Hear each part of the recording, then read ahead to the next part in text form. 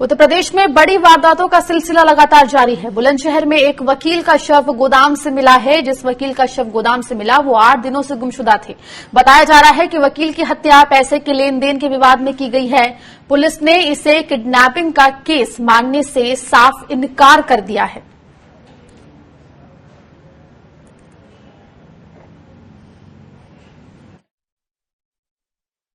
ये प्रकरण किसी भी तरह का अपहरण का प्रकरण नहीं है।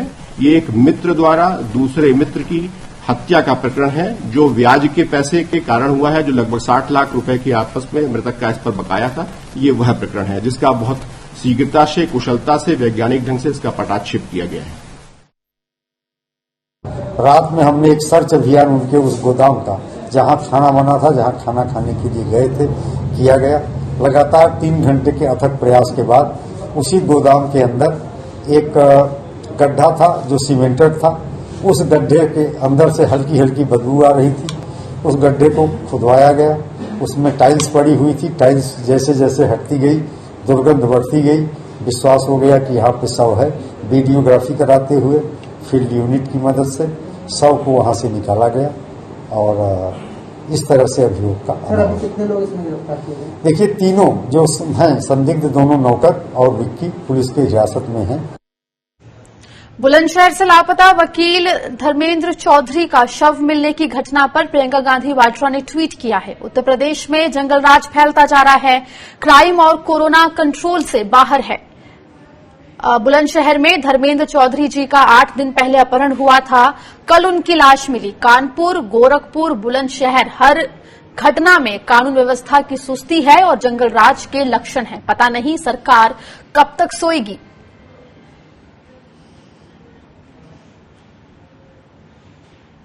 वहीं यूपी के पूर्व मुख्यमंत्री और समाजवादी पार्टी के राष्ट्रीय अध्यक्ष अखिलेश यादव ने भी यूपी में बढ़ते क्राइम पर योगी सरकार को घेरने की कोशिश की है।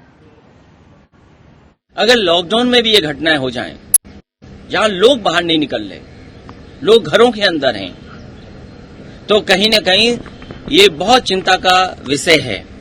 लेकिन भारतीय जनता पार्टी को कानून व्यवस्था से कोई चिंता ही नहीं है।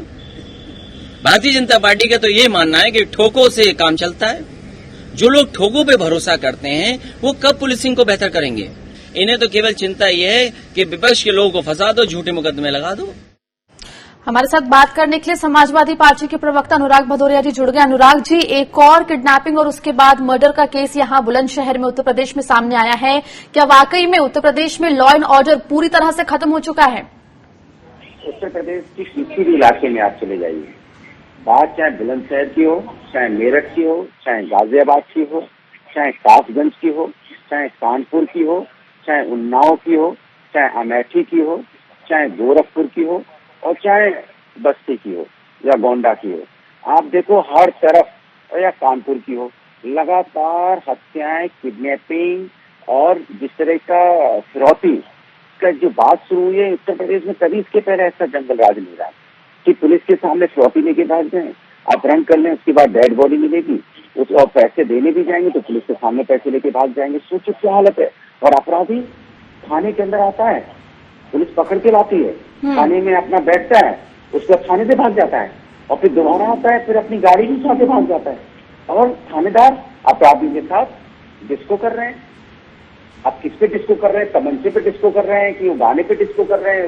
ये इंस्पेक्टर साहब बताएं। ये हालत होगी उत्तर प्रदेश के अंदर। जब उत्तर प्रदेश के अंदर में पुलिस डिस्को करने लगेगी अपराधी के साथ में, तो समझ लीजिए कानून व्यवस्था तो खिसको हो ही जाएगी। जहाँ इस तरह का डिस्को चलेगा वहाँ कानून व्यवस्था खिसको समझो। उत्तर प्रदेश के अंदर में कानून व्यवस्था का कोई महत्व नहीं रह गया, ऐसा लग रहा है। ऐसा लग रहा है कि यार जी। अनुराग जी, हमारे साथ बीजेपी प्रवक्ता ऋतु रावत जी भी जुड़ गई है। ऋतु जी, तो एक और मामला अपहरण उसके बाद हत्या का सामने उत्तर प्रदेश में आया है और इस बार जो लाश है वो पुलिस चौकी के पीछे से मिली। 8 दिन से जो वकील है वो लापता थे, उनकी लाश अब बरामद की गई है। आखिर कहाँ है उत्तर प्रदेश में लॉ एंड ऑर्डर? मैम, मैं आपको बताना चाहूंगी कि ये अपहरण का केस तो है नहीं। जो अभी भदौरिया साहब आपके सामने अनुराग जी बोल रहे थे, उन्हें ये बताइए कि ये अपहरण का मामला नहीं है। ये एक मित्र के घर, जिनके घर वो रोज जाते थे, जहाँ बैठ के वो अपना खाना पीना हर व्यवस्था करते थे और उनसे कुछ उनके साथ अपना प्रॉपर्टी में पैसा वगैरह लेते थे और इसी वजह से उन लोगों ने उन्हें मार दिया। उनकी हत्या करके उन्हें गड्ढे में डाल दिया। और पुलिस की बात ऐसा है कि आपके घर में या आपके पड़ोसी के घर में क्या हो रहा है, मीडिया ऑफिस के पीछे अगर कुछ हो रहा है तो उसकी रिस्पॉन्सिबिलिटी आपकी होगी। ऋतु जी, लेकिन 8 दिन से वो वकील लापता थे, तो पुलिस 8 दिन तक क्या कर रही थी, ये भी एक सवाल है ना। उत्तर प्रदेश की व्यवस्था की आज व्यवस्था, अगर उत्तर प्रदेश के लॉ एंड ऑर्डर अच्छा नहीं होता तो शायद पुलिस ढूंढ नहीं पाती उन्हें। आप बताइए, वही मित्र वहाँ कंप्लेन लिखाने जा रहा है। ये कोई अपहरण का मामला नहीं है, ये एक फैमिली जिसे कहते हैं कि जिनके साथ हमारे अच्छे संबंध होते हैं उन्हीं लोगों का है, और उन्हीं लोगों ने हत्या की। नौकर भी, उनके 2 नौकर, और वो मोटरसाइकिल को उन्होंने गड्ढे में फेंक दिया। ये क्या अपहरण का मामला है? ये उनका अंदरूनी। ऋतु जी ठीक है, मैं आपकी बात से यहाँ सहमत हूँ कि अपहरण का मामला नहीं है, लेकिन हत्या का मामला तो है। 8 दिन आखिर क्यों लग जाते हैं? और जांच चल रही है, पुलिस ने गिरफ्तार किया है, लेकिन जब पहले दिन एफआईआर दर्ज कराई गई या फिर पुलिस के पास तहरीर दी गई, उसके बाद 8 दिन आखिर क्यों लगे? और इससे पहले हमने देखा है कानपुर में ऐसे मामले देखने को मिले। पहली बात, 8 दिन हुए नहीं है। आप गिनती कर लीजिए। आप तो मेरे से ज्यादा क्या कहते हैं, आप चैनल पे बैठे हैं और आप एक बड़ी एंकर हैं, तो आप 8 दिन नहीं हुए हैं। जो विपक्ष जिस तरह की बातें करता है ना, मतलब लॉ एंड ऑर्डर की, इनसे पूछे इनके समय में क्या था। मैं इनके समय की बात नहीं करूंगी, ये सारी दुनिया जानती है, ये सारा प्रदेश जानता है। आज जिस हिसाब से उसको गड्ढे में पकड़ा गया, दबा निकाला गया, जहां थी पुलिस ने पूरी अपनी कार्रवाई की, और जो लोग इसमें वो थे, वो भी क्या कहते पकड़े गए।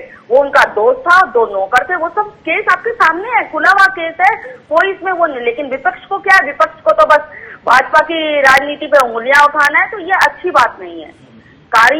काम ऐसा बोलना चाहिए। आप चैनल पे बैठे हैं, आपको लाखों लोग, उनको अनुराग जी को बोलिए, आपको लाखों लोग जी ऋतु जी, अनुराग जी हमारे साथ जुड़े हुए। अनुराग जी, तो यहाँ पर ऋतु जी कह रही है कि लॉ एंड ऑर्डर सही है, इसीलिए जो लाश का है उसका पता चला है, साथ ही जो कोशिश पुलिस की तरफ से की जा रही है, लोगों को पकड़ा जा रहा है इस मामले से जुड़े हुए, और साथ ही जो पिछली सरकार है उसके ऊपर भी यहाँ पर बात कर रही है कि उनकी वजह से अपराधियों को कहीं ना कहीं शह मिली और अपराध जो है वो बड़े हैं।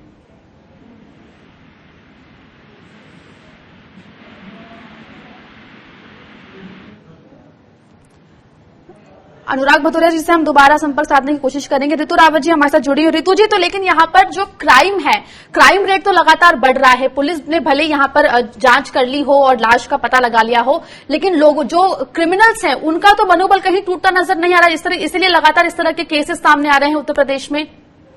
देखिए मैम, ऐसी बात है, क्राइम का जो भी है ना, लोग क्राइम करते हैं, लेकिन वो क्राइम पहले के समय में तो पकड़े ही नहीं जाते थे, उनकी आदत बन गई थी। लेकिन आज योगी सरकार में अगर कोई भी क्राइम करता है तो उसका पकड़ना निश्चित है जी। वो सलाखों के पीछे जाते ही जाता है। क्राइम करने वाले चाहे कितना भी छुप लें, लेकिन सरकार उन्हें नहीं पकड़ती है। ये आपके सामने उत्तर सरकार के कानून व्यवस्था किस तरह आप भी देख रहे हैं। नहीं तो इतने जो केस सामने आते, इतने लोग, अपराधी लोग जो पकड़े गए हैं, वो क्यों पकड़े जाते? इनकी जी, तो आपका कहना है कि पुलिस मुस्तैद है, इसीलिए जो अपराधी हैं वो पकड़े जा रहे हैं। हालांकि क्राइम जो है लगातार हम देख रहे हैं पिछले दिनों से उत्तर प्रदेश में लगातार बढ़ रहे हैं। बहुत बहुत शुक्रिया ऋतु जी हमसे जुड़ने के लिए, बात करने के लिए। हमारे साथ कांग्रेस प्रवक्ता अखिलेश प्रताप सिंह जी भी जुड़ गए। अखिलेश जी, एक और मामला हत्या का उत्तर प्रदेश के बुलंदशहर में आ रहा है, और लॉ एंड ऑर्डर की जो स्थिति है वो आप देख सकते हैं किस तरह से हाथ से निकलती जा रही है उत्तर प्रदेश में। एकदम जंगल राज कायम हो चुका है और दिन में कई मामले आ रहे हैं।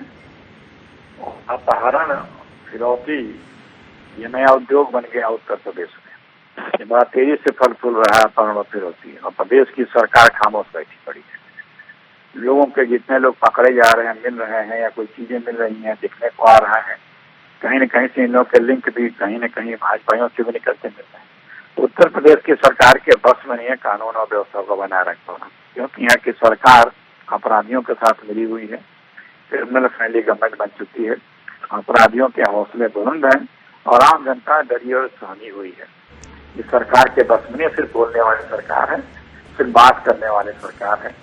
इस सरकार के एजेंडे में भी नहीं है, और एजेंडे में जहाँ कहीं है तो कहीं ना कहीं लॉ एंड ऑर्डर की स्थिति उत्तर प्रदेश में बहुत बुरी है, जिस वजह से इस तरह के मामले लगातार हम देख रहे हैं। पहले कानपुर, गोरखपुर और अब बुलंदशहर में ये मामला देखने को मिला। बहुत बहुत शुक्रिया अखिलेश जी हमसे जुड़ने के लिए और बात करने के लिए।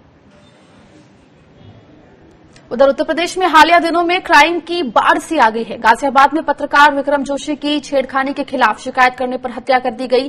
कानपुर में लैब टेक्नीशियन संजीत यादव को पहले किडनैप किया गया और जब पकड़े जाने का डर हुआ तो दोस्तों ने ही उसे मार डाला। गोरखपुर में भी पैसे के लिए मासूम की हत्या कर दी गई और अब बुलंदशहर में वकील का शव मिला है।